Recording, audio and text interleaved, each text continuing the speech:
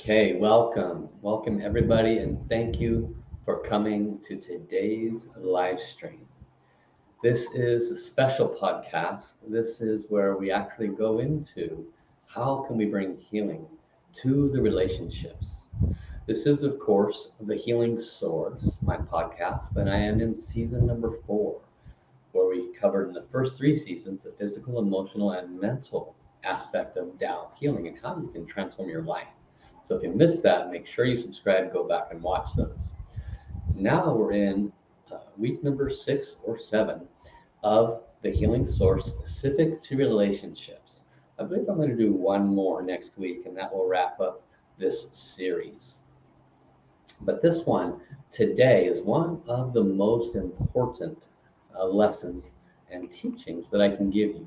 Today's title is Understanding Soul to Soul Forgiveness in Relationships. That's the title. Now, one of the unique things about relationships, and I covered this in my earlier podcast, is that you are a soul having a relationship with another soul. So if you missed that podcast, then make sure you go back and listen to it. It's very important, and it will help what we're going to do today make a lot more sense. Today, what we're going to be focusing on is understanding soul to soul forgiveness. Now, let's set the stage for this so that you can really have a good understanding. I'm going to repeat a little bit of what I discussed earlier with every soul you're having a relationship, soul to soul. So the brief version of what was discussed earlier is that you are a soul that lives forever, and anyone you're in a partnership with, or family member, or whatever the case may be, they're also a soul that lives forever. Now, that's very different than the personalities. Your personality and the personality of a partner or an ex-lover or a family member is very different than the soul. You see, your soul lives forever. And then there is incarnations, and those incarnations have personalities. You are the incarnation in this lifetime. You are the personality in this lifetime. You might be a male, you might be a female, you might not be sure what you are. But in any case, you are your personality this lifetime. And it goes the same with those you are having relationships with. Now, if those relationships are excellent and healthy and supportive and loving and kind, congratulations. That means that in all the other lifetimes, your relationships have with that person have been in good standing. You have not been backstabbing or betraying each other. You've not made vows and then broken those vows. Those are the kinds of things that happen when souls are in relationships, because when we come into this life experience, our soul's goal is to become one with the source. And what will inhibit that invariably is anything that is not in alignment with love. And so, very often, unfortunately, we make mistakes in our relationships where we treat somebody very, very unpleasantly. We take advantage of them, we make vows, we break the vows, etc., etc. And then that creates an energetic imbalance. So last week, in my podcast last week, I spoke about how we are all quantumly entangled. So you can see how by creating harm in previous relationships, it doesn't just leave and never come back. It follows us from lifetime to lifetime. And so when we recognize this truth, that literally that energy, that positive energy or that negative energy was on our soul, it's on their soul, and it literally attracted us to each other for better or for worse, then you set the strong foundation for today's session, which is how to do soul to soul forgiveness. Now, there are 3 different kinds of forgiveness. There is asking forgiveness, there is offering forgiveness, and there is self-forgiveness. And the way I teach it in my course, which my course is called Heal Your Soul, Heal Your Relationship. If you haven't heard of it or stumbled across it, go to my website, wellspringoflife.com. Scroll down, you'll find it in there. Order the course, it's priceless. You will get 10,000 times your value's worth out of it because it takes pieces. This series is, just tidbits of what's in that course. It will serve you so well. So I go into far greater detail than what I'm able to do here in this short 20 or so minutes on forgiveness practice. But in a nutshell, there are three types of forgiveness: self-forgiveness, offering forgiveness, and asking forgiveness. And if we fail to do any one of these from our heart with positive intention and with integrity, then the negative information that was in the previous or current relationships has a very high propensity of continuing to remain in your field and continuing to create problems for you. Now, raise your hand if you're one of those people that has been in an unhealthy relationship in this or a different time, maybe earlier in your life, and it was very unpleasant, very unhealthy. You'd prefer not to talk to that person ever again. Raise your hand if you have one of those in your life, right? Some of us, we even have that in our family. How sad is that? Where no matter what we try, we just cannot talk to that person, okay? This is where soul to soul forgiveness will create miracles. I say will, I didn't say might. I said will create miracles. Why? Because you are not of the soul. You are the personality that has forgotten you are a soul first. You run through life thinking you are you by your name. I am this, I am that, I am great, I am small, I am wise, I am a college graduate, I make I. You are the personality. And that other person that you might have had some significant blockages with, they're a personality as well that forgot, just like you did, that they are a soul. And when those two souls, them and you, the one from the past that you'd rather forget, or family member you'd rather not talk to, when those souls, not the personalities, when the souls decided, okay, we're going to come together this life, we're going to try to resolve the mistakes we made in previous time. We're going to meet like ABC, and when we do, we're going to do our absolute best to make sure we don't repeat the same mistakes. Well, if you have angst in your heart, irritation, resentment, resistance, I don't want to see that person again. Yes, I've forgiven him, I just don't want to see them again. You think you cleared that one up? Wrong. You are quantumly entangled on a huge level with that person. If you do not have love in your heart towards them, if you do not have zero animosity, if you can't meet them on the street, walk up, say hi, and talk to them about their current or future life, then you have soul level blockages, meaning you have quantum entanglement, meaning you will meet them again. Now, do you really want that? Most of you, if you raised your hand earlier and said, yeah, don't want, then you don't want that, do you? And most of you don't want to talk to that person ever again verbally because it was useless before, it'll be useless now.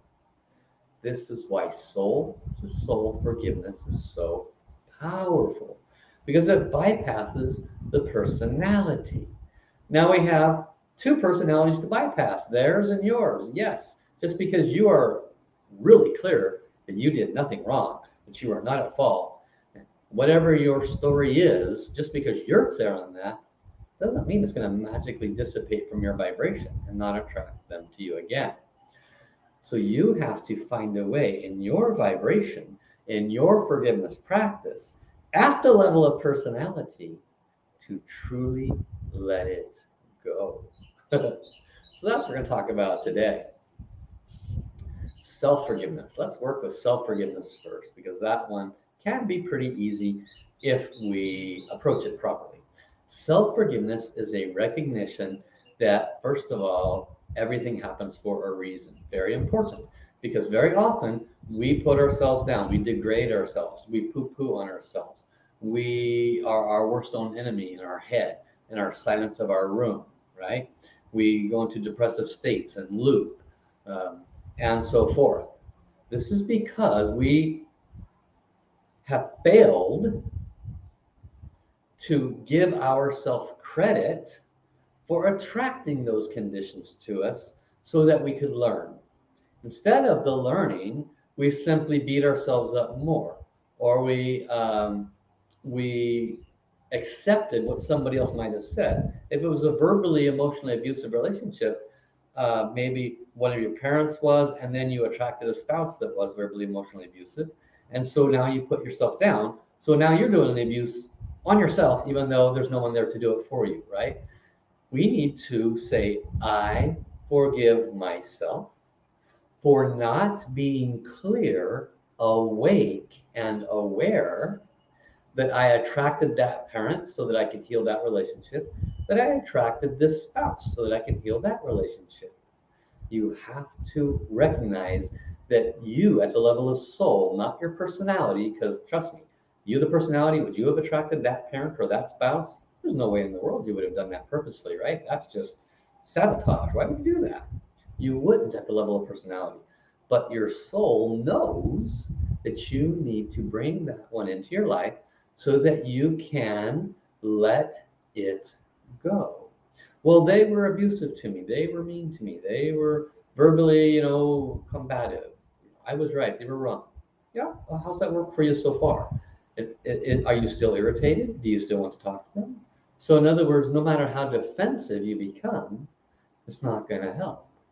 Self forgiveness is saying, I was not awake. I was not aware. I attracted these people's, this one or this two people's, into my life before I was awake and aware as I am now. But now that I am awake and now that I'm aware, I can see the patterns of abuse. I can see the patterns of ABC. And if you take my course, I help you define where those patterns are. That's really key, right? You have to see the patterns and then you can do the forgiveness. And so you forgive yourself. You say, you know what? I forgive myself for beating myself up. I forgive myself for listening to that piece of da da da da for abusing me this whole time. I forgive myself for not moving out sooner. I forgive myself for allowing my parent to abuse me verbally, right? I forgive myself for whatever it is. I am worthy. At that time, I was a bit lost. I was not awake and aware as I am now. I forgive myself. Self-forgiveness is a consciousness. It's a it's a way of thinking that helps you to reframe how you might have been approaching uh, these events in your life. Okay, so really be conscientious of that. And when you forgive yourself, you do it from that truly deep reframed place. The 16-year-old that I was when I was abused by whoever it was not awake, was not aware. In fact, because of that experience, actually, I have become incredibly strong. Actually, because of that experience, I now protect people that had that same experience so they can be survivors too. I forgive myself for thinking I did anything wrong. In fact, this was purposeful so that I could be of value to myself and of others. You want to reframe it in a very positive way, not just for the catapult that it might have put you on in a good way, but if it puts you on a catapult in what you perceive to be a negative way, you need to reframe that and get off of the I am the same person I was when that happened, because you're not. And if you find yourself in any way, shape, or form keeping yourself in that negative loop of being the person you were at when that happened, then you need to forgive yourself. Got it? Okay. That's self-forgiveness. Again, I go into quite a bit more detail in my course. The next forgiveness is offering forgiveness. That's a tough one, right? How do you offer forgiveness to that SOB, that person that was, you know, just just narcissistic, or whatever word you want to pull out that best explains them? You probably have a litany of explanations. Lord knows you probably told all your guy friends or all your girlfriends about how horrible they were. You might have several $1,000s in debt in psychology fees because of that person, right? So how can you possibly find a way to forgive? Now, I know I'm listening to some of you right now and you're going, well, I have forgiven them. I moved on. Check yourself. Congratulations if that is 100% true. Could you go and stay at their house overnight? It'd be a non-issue. Could you run into them at the grocery store? Could you see them with a spouse, a different spouse, and everything be a non-issue? Could you just talk to them about life and be like, oh, that was kind of neat to run into them again? The answer is no. You have some work to do. So how then do we offer forgiveness? We rise above the consciousness we had at the point of the event, the point of the series of experiences. It could be a 20-year event, right? We rise above that consciousness. Everything, what did I just say? Everything happens purposefully.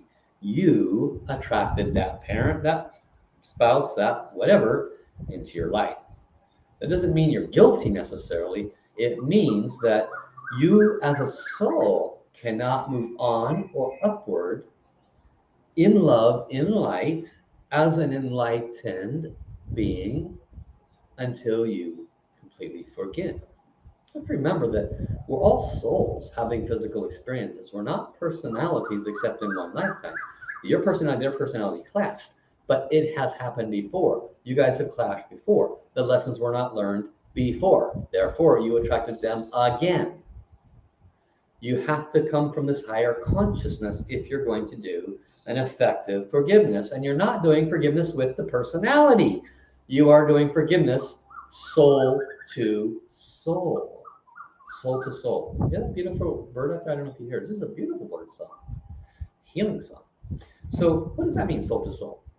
Okay, we're doing that together. Think of that person that you have the most angst with. Could be parent, could be spouse, whatever. You have just, it's really hard to let them go. Really hard to forgive them. Got it? Repeat after me. Dear the soul of this person, could you please come? Now that soul is a golden light being. It is not the personality. Your soul is there too. And their soul and your soul are like, hey, how's it going? Long time no see. Yeah, boy, I hope these two can figure it out because we don't really want to do this again, do we?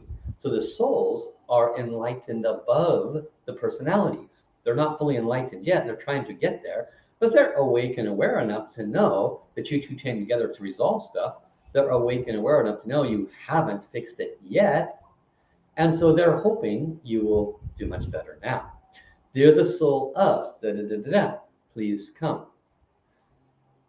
Give them love. Step number one, give them love. How are you going to open your heart? How are you going to allow yourself to have another new, positive, loving, healthy relationship that has no quantum entanglement with it, that's similar to this one that you don't like?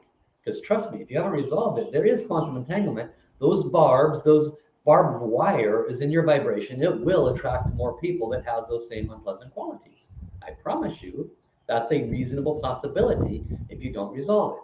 So, dear the soul of this person, I love you. I love you at the level of soul. Personality, yeah, not so much. But I love you at the level of soul because I am a soul, you are a soul. And I now am awake and aware. I wasn't before. And I really, really wish to clear the vibration between me and, Bob, between me and Mary. Just choose the name. They were very hurtful. You separate them, the personality. They were very hurtful. They, really screwed me up for a while there. And now I'm in healthier relationships, but I can still see some of the problems here. Honestly, I don't want to see this person again. But I am much more awake and aware now. And I am going to offer you, the soul, which is connected to this person, my unconditional forgiveness, because there's a few things that I don't know. You see, what you don't know is if, we'll say Bob or Mary, if Bob or Mary were violent towards you, abusive, verbally abusive towards you, physically, emotionally, sexually abusive towards you, you don't know how many times you guys have been playing tennis. You've been abusive to them, they've been abusive to you. Now you're on the receiving side, but you have no memory of possibly having played tennis and been on the other side. So doesn't if that's the case, which is almost impossible to imagine, wouldn't that make you the one that needs to be begging for forgiveness, right? So you must rise above everything to the level of soul.